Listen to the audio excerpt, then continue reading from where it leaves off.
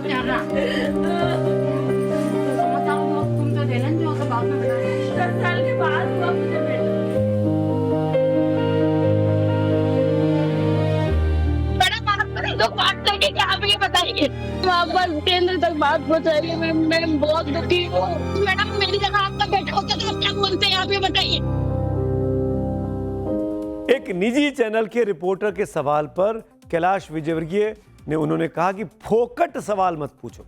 सवाल था इस हादसे से जुड़ा हुआ, फोकट सवाल मत पूछो। लेकिन जब रिपोर्टर ने फिर सवाल दागा तो उन्होंने यानी कैलाश विजयवर्गीय ने ऐसा जवाब दिया कि यकीन करना मुश्किल होगा।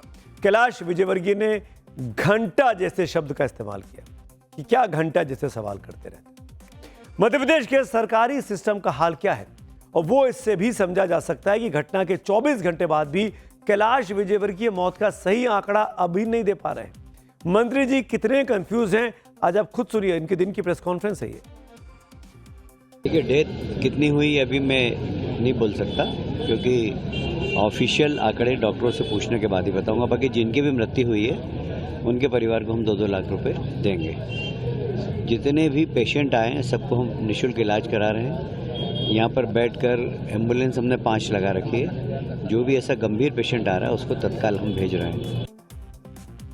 जब मंत्री जी ही कंफ्यूज हो तो मध्य प्रदेश में सिस्टम किस तरह काम कर रहा है उसकी भी तस्वीर हैरान करने वाली होगी। अभी आपने सुना कि कैलाश विजयवर्गीय बता रहे हैं कि अस्पतालों में मरीजों को मुफ्त इलाज मिल रहा है, लेकिन ग्राउंड से अलग ही तस्वीर सामने आई है।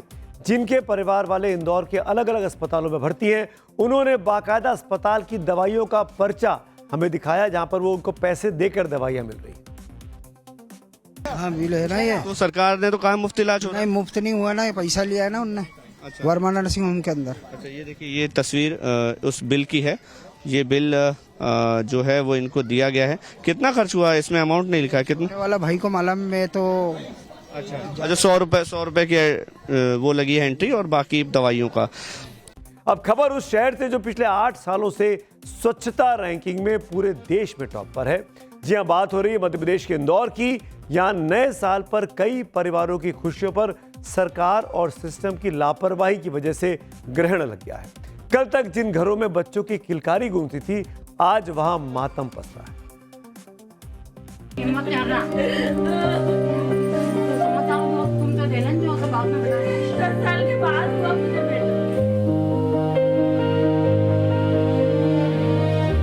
मैडम आप मेरे को बात करके क्या आप ये बताइए।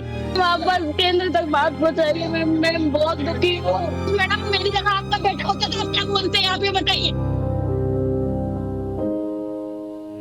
दूषित पानी को दोषी मानती हूँ सर। अगर यहाँ का पानी अच्छा होता तो मेरे बच्चे के साथ ऐसा नहीं होता।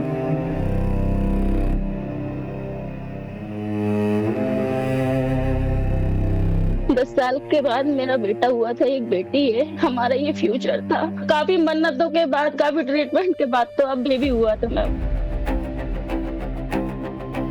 बाकी लोग इधर हो जाओ भैया, आगे हो जाओ। चलो भैया, हो गया। बाहर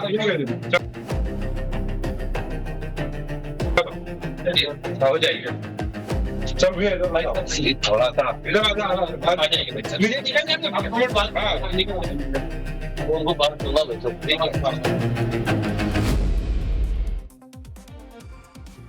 मासूम की मौत के बाद से परिवार पर दुखों का पहाड़ टूट पड़ा है। पीड़ित कोई एक फैमिली नहीं है। इलाके के सैकड़ों परिवारों का हाल कमोबेश एक जैसा ही है। लोगों का रो रो कर बुरा हाल है। बच्चे की मां बदहवास है, बच्चे को याद करके रो रही है। इन्हें एक ऐसा अंतहीन दर्द मिल गया है जिसका कोई अंत नहीं है। मां बिलक रही है, रो रही है। मिन्नतों बाद जिस परिवार में बेटा हुआ हो और सरकारी सप्लाई का पानी पीने से उसकी मौत हो जाए तो परिवार का क्या हाल होगा, इन तीनों तस्वीरों से आप अच्छे से समझ सकते हैं। अब मैं आपको एक और तस्वीर दिखाने जा रहा हूं। जब हमारा चैनल टाइम्स नाउ नवभारत का कैमरा पीड़ित परिवार तक पहुंचा तो देखिए किस तरह उसे रोका गया। सवाल है कि क्या पीड़ित परिवारों की आवाज को दबाने की कोशिश इंदौर में कुछ बीजेपी के नेता कर रहे हैं? जहरीली सच्चाई को छिपाने की कोशिश की जा रही है क्या? क्या एक मां जिसने नए साल के एक दिन पहले अपने दूध कुएं बेटे को खो दिया, उसका दर्द नहीं बांटा जा सकता? यही तो हमारी कोशिश थी। पीड़ित परिवार के घर गुंडागर्दी करने वाले ये कौन लोग पहुंच गए? पर्दा हटाएंगे आगे, पहले पूरा मामला समझ लीजिए। घटना इंदौर के भागीरथपुरा के, नाम में ही भागीरथ है, वहां वही भागीरथ जिन्होंने गंगा को धरती पर लाने का काम किया। लेकिन आज उसी भागीरथपुरा में मौजूदा सरकार और प्रशासन लोगों को पीने का साफ पानी भी इस सबसे स्वच्छ शहर में मुहैया नहीं करा पा रहे। मैडम आप बस केंद्र तक बात इंदौर में सरकारी पाइपलाइन के पानी पीने से अब तक मौत का आंकड़ा 8 हो चुका है। ये सरकारी आंकड़ा है। इनमें 6 महीने के मासूम से लेकर 75 साल के बुजुर्ग तक शामिल हैं, जबकि 132 लोगों का इलाज अस्पताल में इस वक्त चल रहा है। इनमें 26 मरीज आईसीयू में जिंदगी और मौत के बीच जूझ रहे हैं। यह आंकड़ा जो है सरकारी आंकड़े से कहीं ज्यादा है, ऐसा दावा स्थानीय लोग कर रहे हैं, जो लोग अपनी जान खो चुके हैं। सर पाइपलाइन का पानी आखिर कैसे मासूमों और बुजुर्गों के लिए जहर बना और पूरे मामले पर जिम्मेदार लोगों पर किस तरह अपनी जिम्मेदारी वो निभा रहे हैं, ये भी आपको दिखाएंगे। पहले इस माँ का दर्द सुनिए, यकीन मानिए आपका भी कलेजा पसीज जाएगा। मैडम आप बस केंद्र तक बात पहुंचाइए। नहीं बोले मैडम, मैडम दर्द दुख नहीं बांट सकते।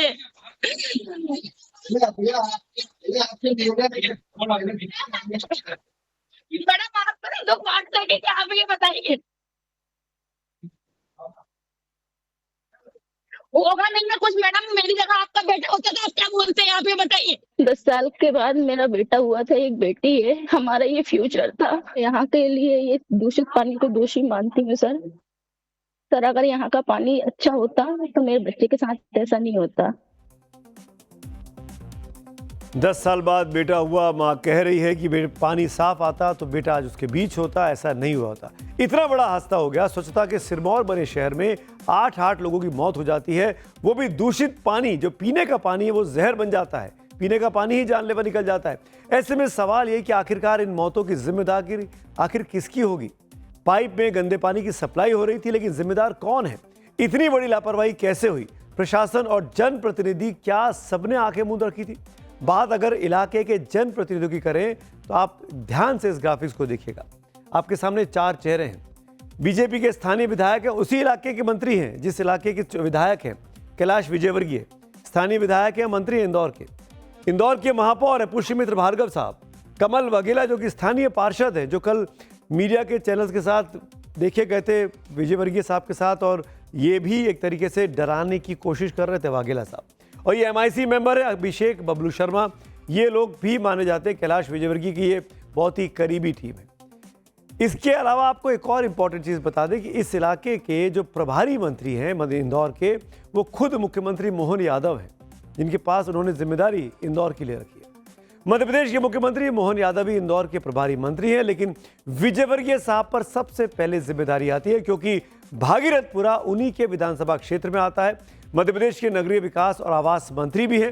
लेकिन जब मीडिया ने इनसे पूरे मामले पर बीती रात सवाल किया था, तो वो किस तरीके से मीडिया को हड़काने की कोशिश कर रहे थे, कैसे उन्होंने अपना आपा खोया, शब्दों की मर्यादा को लांघते हुए कैमरे के सामने आपत्तिजनक शब्दों का इस्तेमाल करने लगे, ये भी आपको देख लेना चाहिए।